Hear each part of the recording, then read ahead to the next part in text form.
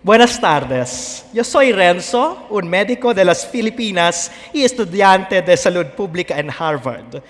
Al igual que Chile, las Filipinas también eran una colonia española, pero algo diferente es que no hablamos mucho español. Entonces, voy a hacer el resto de mi presentación en inglés para evitar Google Translate. So, this is a picture of Hippocrates, the father of Western medicine.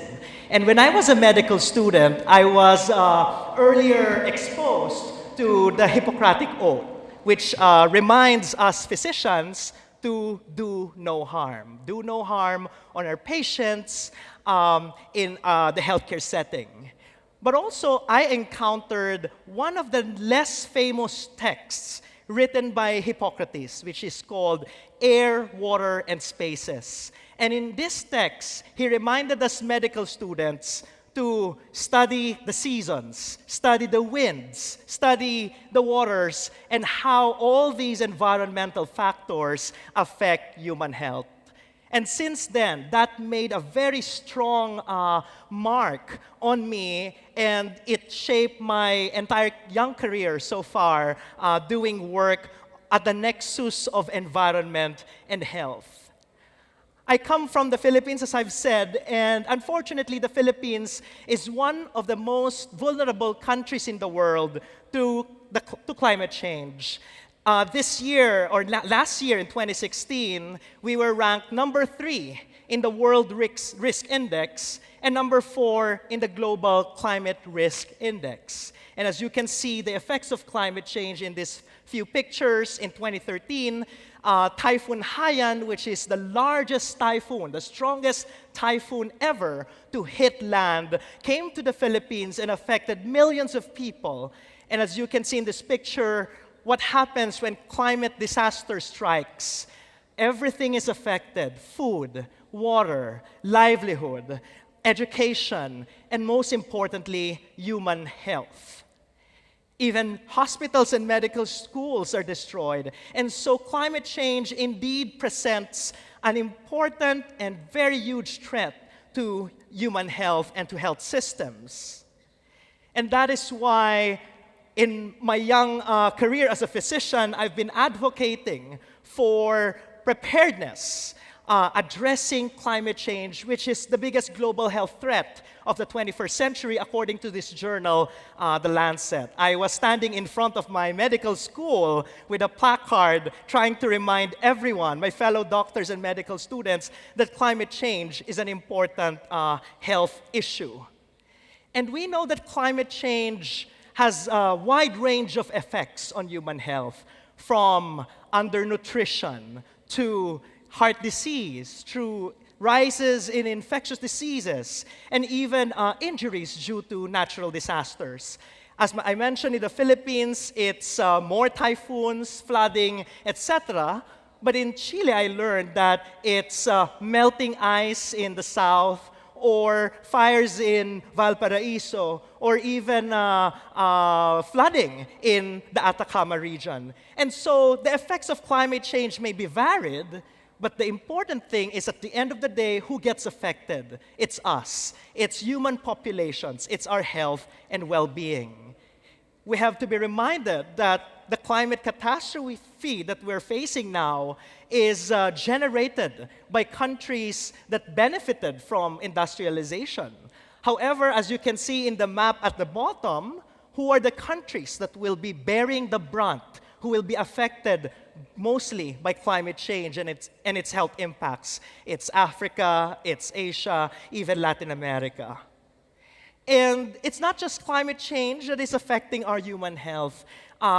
There's this planetary boundaries concept. Right now, there are 9 boundaries that have been identified, and unfortunately, some of them have already been breached, like biosphere integrity, or because of our incessant use of pesticides and other chemicals. And if we don't do something about climate change, we will also breach the 2 degrees Celsius mark that we have imposed on ourselves in the Paris Agreement last 2015. And of course, with all these effects on the natural environment, what happens to human health?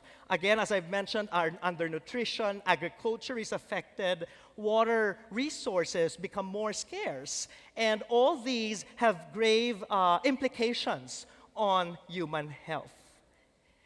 Even The Guardian, which is a British newspaper, mentioned that the planet's health is essential to prevent infectious disease. We thought that we've conquered all these bacteria and viruses, but now we're seeing them re-emerge. For example, there are some speculations that even Ebola is actually affected by climate change. And so, do we still live in a world that is a space, that is a safe operating space for living, for humanity? That is the question. And that is a question that we should ask ourselves, doctors, and the general public alike. And so, last 2015, the Rockefeller Foundation and the Lancet came up with this very important commission entitled the Commission on Planetary Health. And they called for the creation of a new discipline. Before, we were talking about public health, which is the health of human populations. But in the 21st century, we cannot anymore ignore the health of the planet that sustains us. The health of people and the health of planet are deeply intertwined and, in fact, inseparable. And that is why the field of planetary health was conceived. I'll read it: the health of human civilization and the natural systems on which it depends. And so when we talk about planetary health, we talk about the air, the water, the soil, but also how we manage our cities, how we manage migration of populations, how we deal with our scarce natural resources. But also, we should not forget that in the ecological transition that we're facing, not everyone benefits from the ecosystem services that the environment offers. As you can see in this graph, the poor become poorer, and they don't have access to these life-saving commodities that the natural environment offers. And so it's very important that when we talk about planetary health, we just don't talk about the health of the population of humans at large, but also we should give special attention to the poor, the vulnerable, and the marginalized. And so what should we do together in order to address these planetary health challenges? The Lancet also in 2015 said that tackling climate change is not just a threat, but is the greatest global health opportunity of the 21st century. And let's see, what can we do? So first, we need our health systems to be resilient to the effects of climate change. We want our hospitals and health facilities to be the last building standing when natural disasters strike. Because where do people go when natural disasters happen? They go to these health facilities for care. So we want also environments that are clean air, clean water, and that's why before coming to Harvard, I was very active in the Philippines fighting dirty energy sources like coal and other fossil fuels. We said here, coal kills, and that's why we should kill coal in order to protect human and planetary health. And in fact, in the Philippines, we were talking now about the big show. What are the energy sources that are good for the environment and good for human health? It's biomass, letter B, geothermal, solar, hydro, ocean, and wind. And in fact, there's so many studies already that are coming out saying that these energy sources are good not just for human health, but also for planetary health. And we were bringing doctors to the Senate in order to bring health at the center of the climate and energy discourse. And so what else can we do? Within our health facilities, there's so much that can be done. We can green our hospitals and health facilities so that hospitals do no harm, not just to patients, but to the planet where we live in. So we need to fix the way we manage our chemicals in hospitals, the way we design our buildings, the way we use energy, water, the way we produce food that we provide to our patients and hospital staff. How do we procure medicines and other materials that we use in the provision of healthcare? So we want hospitals that do not just only sustain life and health, but also repair and restore what has been degraded or lost. So just a few examples from my part of the world, which is Asia: solar-powered hospitals, biodigester, and even solar-powered air conditioning, which I'm sure can be done in Chile and in the rest of Latin America. And we need to do more research in order to unravel all these mysteries of human health and planetary health. And that's why last week, we just launched a new journal called The Lancet Planetary Health. And we invite all the researchers here to contribute articles. We're also just started this Planetary Health Alliance, and we're inviting researchers from Chile and the rest of the Latin America to participate in this endeavor. And in April, we'll be holding our inaugural, our first ever Planetary Health Conference in Washington, D.C. So there's so much that is happening in this new discipline of planetary health. And most importantly, we should not forget the people on the ground, in the communities, because they, at the end of the day, will be the ones fighting for the life and survival of the planet. And so here, as you can see, in the Philippines, we were educating community leaders about all these interconnected issues.